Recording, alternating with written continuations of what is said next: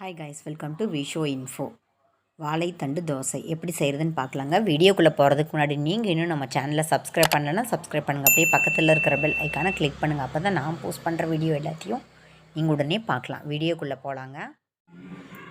வாழைத்தண்டு தோசை செய்ய போகிறேங்க. இட்லி புழுங்கல் அரிசி 1 கப் எடுத்து வச்சுருக்கேங்க. 1 டேபிள் ஸ்பூன் வெள்ளை உளுத்தம்பருப்பு எடுத்து வச்சுருக்கேங்க. இப்போ இதை ஒரு பாத்திரத்துக்கு மாற்றிக்கலாங்க. 1 கப்பு இட்லி அரிசி எடுத்துக்கணும். 1 டேபிள் ஸ்பூன் வெள்ளை உளுந்து. இப்போ இதை நல்லா கழுவிட்டு ஒரு 2-3 முறை கழுவிட்டு ஊற வச்சுக்கலாங்க. ஒரு 3 மணி நேரம் ஊறணும். ஊறினதுக்கப்புறம் பார்க்கலாங்க. வாழைத்தண்டு தோசைக்கு புழுங்கல் அரிசி அப்புறம் உளுத்தம்பருப்பு ஊற வச்சுருந்தேன் பார்த்திங்கன்னா, நல்லா ஊறிடுச்சுங்க. 3 மணி நேரம் ஊற வச்சேன் பார்த்திங்கன்னா, சூப்பராக ஊறிடுச்சுங்க. வாழைத்தண்டு தோசைக்கு இட்லி புழுங்கல் அரிசி ஊற வச்சுருந்தேன் பார்த்திங்களா, உளுத்தம்பருப்பு 2 சேர்ந்து ஊற வச்சுருந்தேன், நல்லா ஊறிடுச்சுங்க. இப்போ எப்படி அரைக்கிறதுன்னு பார்க்கலாங்க. பாருங்கள், இந்த வாழைத்தண்டு தோசைக்கு 1 டீஸ்பூன் சீரகம், ஒரு 5 பச்சை மிளகாய், இந்த தோசைக்கு இந்த ரெசிபிக்கு தேவையான உப்பு எல்லாம் எடுத்து வச்சுருக்கேங்க. இதெல்லாம் ஃபஸ்ட்டு போட்டு நைஸாக அரைச்சிட்டு அதுக்கப்புறம் அரிசியை சேர்த்து அரைச்சிக்கலாங்க. வாழைத்தண்டு கட் பண்ணி வச்சுருக்கேங்க, தண்ணியில் போட்டு வச்சுருக்கேன். இதையும் சேர்த்து அரைச்சிடலாங்க. இந்த தோசைக்கு எதை அரைச்சாலும் நம்ம தண்ணி ஊற்றி அரைப்போம் பார்த்திங்களா. வாழைத்தண்டில் கொஞ்சம் தண்ணீர் சத்து இருக்கிறதுனால நம்ம அவசரப்பட்டு தண்ணி ஊற்றாமல் அரிசியை போட்டுட்டு இதை நடுவில் கொஞ்சம் போட்டு அரைச்சிக்கலாங்க. பார்த்து தாங்க தண்ணி ஊற்றணும். இப்போ அரைச்சதுக்கப்புறம் பார்க்கலாங்க. பாருங்கள், மிளகாய், உப்பு, சீரகம் சேர்த்துருக்கேன். அது கூட கொஞ்சம் அரிசி சேர்த்துருக்கேன். இப்போ வாழைத்தண்டு கொஞ்சம் சேர்த்துக்கலாங்க. இந்த மாதிரி அது கொஞ்சம் இது கொஞ்சம் மாற்றி மாற்றி சேர்த்து தாங்க அரைக்கணும். இப்போ இதை அரைச்சிட்டு பார்க்கலாங்க. வாழைத்தண்டு தோசைக்கு மாவு அரைச்சி வச்சாச்சுங்க. பாருங்கள், ரவை பக்குவத்தில் தான் அரைக்க முடியும், அதுக்கு மேலே அரைக்க முடியாதுங்க. நீங்கள் இன்னும் தண்ணியாக மிக்ஸ் பண்ணிக்கலாங்க. ஒரு 1/2 டீஸ்பூன் ஆயிலில் 1/2 டீஸ்பூன் கடுகு போட்டு தாளித்து போட்டிருக்கேங்க. முடிஞ்ச வரைக்கும் அந்த வாழைத்தண்டு இல்லாமல் பார்த்துக்கோங்க. பாருங்கள், என்னோடது ஒரு பீஸ் தெரியுது. தோசை ஊற்றும்போது தடுக்காமல் இருக்கணும் பார்த்திங்களா, அதுக்காக தாங்க. இதை அப்போவே அரைச்சி அப்போவே ஊற்றலாங்க. அரிசி ஊற வைக்கிற டைம் மட்டும்தாங்க, ஒரு 3 மணி நேரம் ஊறுனா போதுங்க.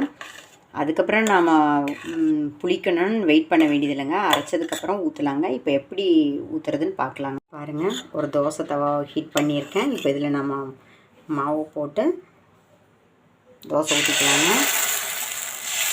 உளுந்து மாவு தோசை மாதிரி தாங்க, நல்லாவே வருங்க, சூப்பராக இருக்குங்க. உடம்புக்கு சத்தான சுவையான வாழைத்தண்டு தோசைங்க. நீங்கள் இன்னும் தண்ணியாக மிக்ஸ் பண்ணுறதுனா தாராளமாக மிக்ஸ் பண்ணிக்கலாங்க. இதில் கொஞ்சம் வாட்டர் கண்டென்ட்டு, ஃபைபர் கொஞ்சம் ஜாஸ்தியாக இருக்கிறதுனால 1 நிமிஷம் ஸ்லோவாக தாங்க வேகும். இப்போ நாம் இதுக்கு ஆயில் ஊற்றிக்கலாங்க. ஸ்லோ ஃப்ளேம்லேயே, மீடியம் ஃப்ளேம்லேயே குக் பண்ணலாங்க. தோசை வெந்ததுக்கப்புறம் திருப்பி போட்டுக்கலாங்க. இதுக்கு மேலே நீங்கள் பொடி போட்டு சாப்பிட்றதுனா சாப்பிட்லாம். க்ரீன் சட்னி, ரெட் சட்னி அந்த மாதிரி ஸ்ப்ரெட் பண்ணி சாப்பிட்லாம். கொத்தமல்லி, கருவேப்பிலை, பச்சை மிளகாய், வெங்காயம் இதெல்லாம் கட் பண்ணி போட்டும் சாப்பிட்லாம். நம்ம விருப்பம் தாங்க, நம்ம எப்படி வேணால் சாப்பிட்லாங்க. இது 1 நிமிஷம் வேகட்டுங்க. வெந்ததுக்கப்புறம் திருப்பி போடலாங்க. தோசை வெந்துருச்சுங்க, திருப்பி போட்டுக்கலாங்க. மெதுவாக எடுக்கலாங்க.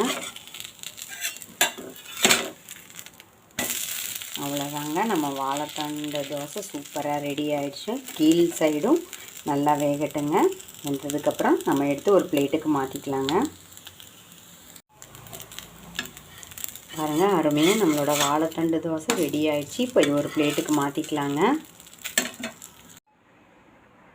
பாருங்கள், நம்மளோட வாழைத்தண்டு தோசை சூப்பராக ரெடி ஆகிடுச்சுங்க. எவ்வளோ நல்லா நீட்டாக வந்திருக்கு பாருங்கள்.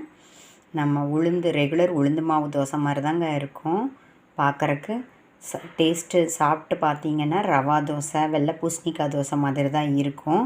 உங்களுக்கு இந்த மாதிரி தனியாக அரைச்சி வாழைத்தண்டு தோசை செய்கிறது கஷ்டமாக தெரிஞ்சதுன்னா நீங்கள் ரெகுலர் தோசை மாவு, இட்லி மாவு வச்சுருப்பீங்க பார்த்தீங்களா, அந்த மாவுலேயே நீங்கள் இதை மிக்ஸ் பண்ணிக்கலாம். என்ன மிக்ஸ் பண்ணணும்னு கேட்டிங்கன்னா, வாழைத்தண்டு, சீரகம், பச்சை மிளகாய், உப்பு இதெல்லாம் சேர்த்து அரைச்சிட்டு, கொத்தமல்லி, கருவேப்பிலை பிடிச்சா கூட சேர்த்து அரைச்சிட்டு இதில் ரெகுலர் தோசை இட்லி மாவில் மிக்ஸ் பண்ணி கூட நீங்கள் வாழைத்தண்டு கூட சேர்த்து அரைச்சி இது கூட மிக்ஸ் பண்ணி தோசையை ஊற்றிக்கலாங்க. நீங்கள் ரெகுலர் தோசை மாவுலேயும் ஊற்றி செஞ்சுக்கலாம். இல்லை இதுக்குன்னே இட்லி புழுங்கல் அரிசி 1 கப்பு, 1 டேபிள் ஸ்பூன் வெள்ளை உளுந்து 3 மணி நேரம் ஊற வச்சு அப்படியே செஞ்சுக்கலாங்க. ஆனால் அரைக்கிற டைம் மட்டும்தாங்க, அதாவது ஊறுற டைம் மட்டும்தாங்க ஜாஸ்தி. அரைச்ச உடனே தோசை ஊற்றிடலாங்க. இதை புளிக்கிறக்காக வெயிட் பண்ண வேண்டியது இல்லைங்க.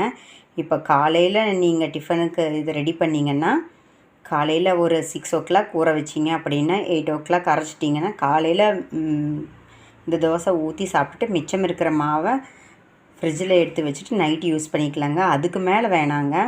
இல்லை சாயந்தரம் ஊற வச்சு நைட்டு டிஃபனுக்கு எடுத்துகிட்டு மிச்சம் இருந்தால் காலையில் எடுத்துக்கோங்க. அதாவது 2 நேரத்துக்கு மட்டும், இல்லை அப்பப்போ அரைச்சிக்கோங்க. அதுக்கு மேலே நம்ம இந்த தோசையை சாப்பிட்டோம்னா வாழைத்தண்டில் இருக்கிற சத்து எதுவுமே நமக்கு கிடைக்காதுங்க.